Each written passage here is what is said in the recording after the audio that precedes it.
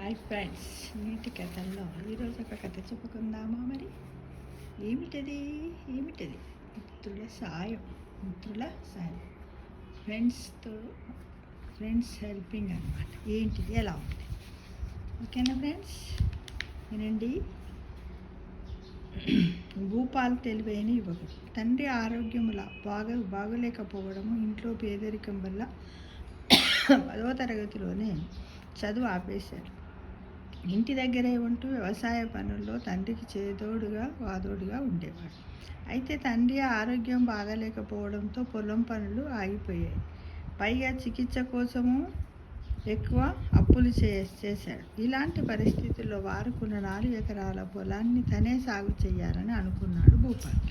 కానీ చేతిలో చిల్లి గవ్వ కూడా లేదు. మొహమాటంతో బంధువులను సాయం అడగలేకపోయాడు.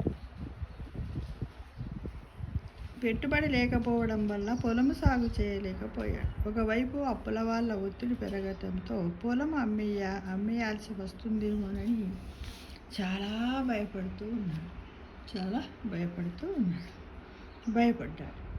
ఒకరోజు బాధతో పొలము దగ్గర ఉన్న చెట్టు కింద కూర్చొని ఏడుస్తుండగా, ఎవరేడుస్తున్నారు? భూపాల్. దిగులు పడకు, నీ మనస్సులో మాట, నీ అవసరాలు నాతో చెప్పు, నీకు సాయం అందుతుంది. అడగడానికి అస్సలు మొహమాట పడకు అనే మాటలు వినిపించాయి. ఆ మాటలు విన్న భూపాల్, చెట్టు మాట్లాడడం ఏమిటి అని ఆశ్చర్యపోయాడు. అయినా ఆ మాటలు అతనికి కొన్నంత ధైర్యాన్ని ఇచ్చాయి. మనం చాలా బాధల్లో ఉన్నప్పుడు ఎవరైనా కొంచెం సహాయం చేస్తామంటే, అబ్బా వీళ్ళు ఉన్నారులేనా, ఆదుకుంటారనే ధైర్యం వస్తుంది కదా మిత్రమా.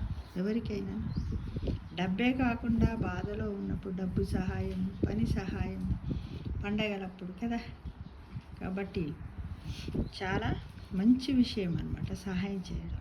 దాంతో సాగు కోసం డబ్బు కావాలని అడిగాడు.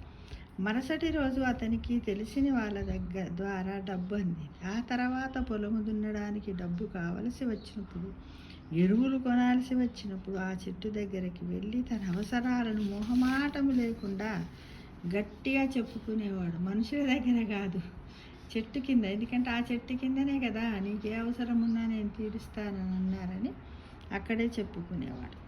విచిత్రంగా మరుసటి రోజు ఎవరో ఒకరి ద్వారా తనకి సాయం అందేది. ఆ ఏడాది అద్భుతమైన దిగుబడి సాధించాడు. అంటే చక్కటి పంట పండింది అన్నమాట. ఆ డబ్బుతో భూపాల్ అప్పులన్నీ తీర్చేశాడు. తన విజయం వెనుక ఉన్న ఆ మాట్లాడే చెట్టుకు కృతజ్ఞతలు చెప్పడానికి వెళ్ళాడు. అప్పుడు ఆ చెట్టు చాటు నుంచి రాజేషు, అన్వేషు, విక్రమ్, సుధాకర్ అనే అతని చిన్ననాటి స్నేహితులు నవ్వుతూ బయటకు వచ్చారు. వాళ్ళందరూ ఉన్నత చదువులు చదివి ఉద్యోగాల్లో స్థిరపడ్డారు.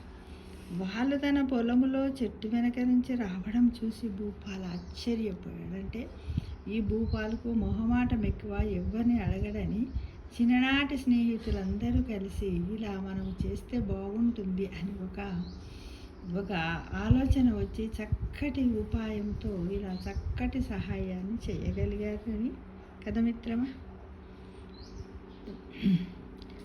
వాళ్ళు తన పొలములో చెట్టు వెనుక నుంచి రావడం చూసి భూపాల్ ఆశ్చర్యపోయాడు, ఆనందపడ్డాడు. మీరిక్కడ ఏం చేస్తున్నారని అడిగితే వారు అసలు రహస్యం చెప్పారు. భూపాల్, నువ్వు చాలా కష్టపడతావు, కానీ ఎవరిని సాయం అడవు. నీ ఆత్మగౌరవం దెబ్బతినకుండా సాయం చేయాలని మేము ఆ చెట్టుకు ఒక చిన్న మైక్రోఫోన్ అమర్చాం. నువ్వు చెట్టుకు చెప్పే నీ అవసరాలన్నీ మేము విని ఎవరో ఒకరి ద్వారా నీకు సాయం అందేలా ఏర్పాటు చేశాము అన్నారు. స్నేహితుల ప్రేమకు భూపాలు కళ్ళు చెమ్మరిల్లాయి. ఆపదలో ఉన్నప్పుడు మొహమాటం వదిలి ఆత్మీయుల సాయాన్ని స్వీకరించడం కూడా ఒక తెలివైన పని అని గ్రహించాడు. సాయం చేసిన తన స్నేహితులకు కృతజ్ఞతలు తెలుపుకున్నాడు. చూడండి ఎంత చక్కటి మిత్రులు.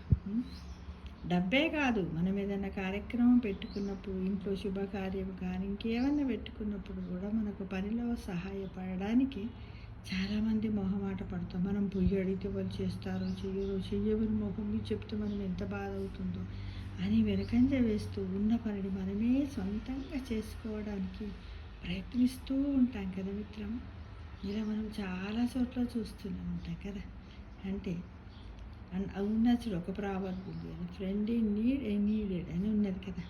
అంటే ఎప్పుడు కూడా చిన్ననాటి మిత్రులు మనకు ఉపయోగపడతారు. ఏ స్థితిలో ఉన్నా వాళ్ళు మనకంటే పై స్థాయిలో ఉన్నా కూడా మనం ఆనందపడాలి. కానీ అబ్బవాడికి డబ్బు వచ్చిందని ఈర్ష్య రాగద్వేషాలు లేకుండా మనం స్వచ్ఛంగా ఉన్నట్టయితే ఆ పరమాత్మ ఎవరినో ఒకరిని మన దగ్గరికి పంపిస్తూ ఉంటుంది కదా. ఫ్రెండ్షిప్ కదా, ఫ్రెండ్షిప్ అనేది ఎంత చక్కటి బాధలను అంటే కులమత భేదాలు లేకుండా ఉండేవా, కులము మతము వయస్సు కదా, ఆస్తి అంతస్తులు లేకుండా ఉండే మిత్రులను మనం కలిగి ఉండాలి. దాన్నే మనం స్నేహము అంటాం. దానికే చక్కటి పేరు స్నేహితులు అని కూడా ఈ విధంగా మనం పెట్టుకుంటాం కదా మిత్రమా. అంతేగా మరి తప్పకుండా ప్రతి ఒక్కరు కూడా ఇలా మనకు తోసినంతలో డబ్బు రూపేణా, ద్రవ్య రూపేణా, శ్రమ రూపేణా, మాట రూపేణా మన చిన్ననాటి మిత్రులు ఎవరైనా బాధపడుతున్నారంటే దగ్గరలో ఉన్నప్పుడు, వాళ్ళకంటే మనం కొంచెం పై స్థాయిలో ఉన్నప్పుడు తప్పకుండా సహాయం చేయడానికి ఈ కథ విన్న తర్వాత